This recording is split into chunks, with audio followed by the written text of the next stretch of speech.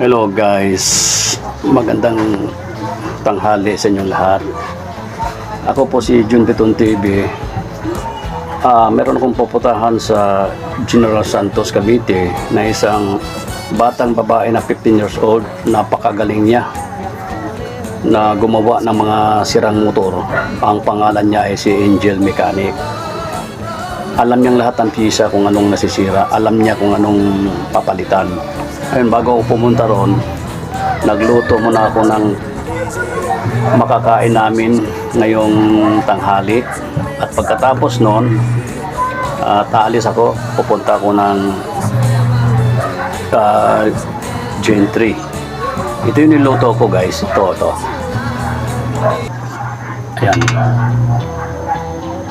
Ayan, noodles yan. Yan. Susunod ay adobong lamok. Adobong manok. Ayan. Ayan o. Ayan.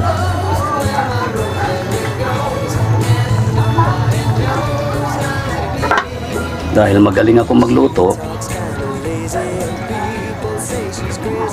pinasarapan ko ng gusto ang aking niluto. Tapos ito pa, pritong manok. Ayan. Ayan, pritong manok. Ayan o.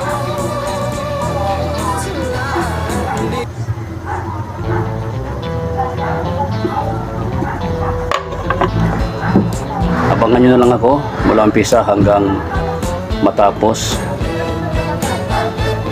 Kakain muna ako.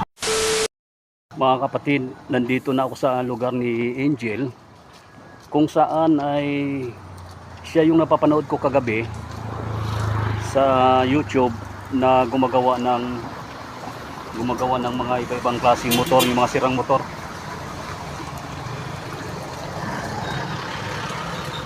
Ayun shop niya.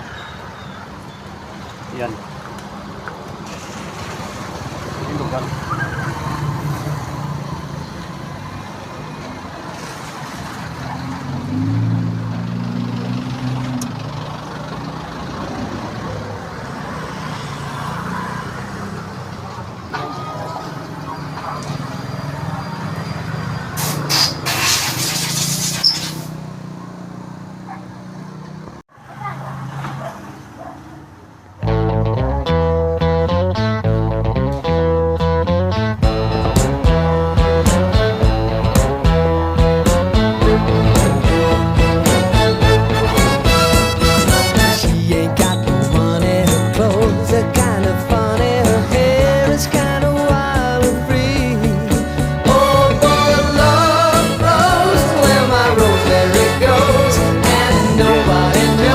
Hindi ka ba napapagod, Jel? Yung galing ka sa paaralan, tapos gumagawa ka rito, araw-araw mo itong ginagawa?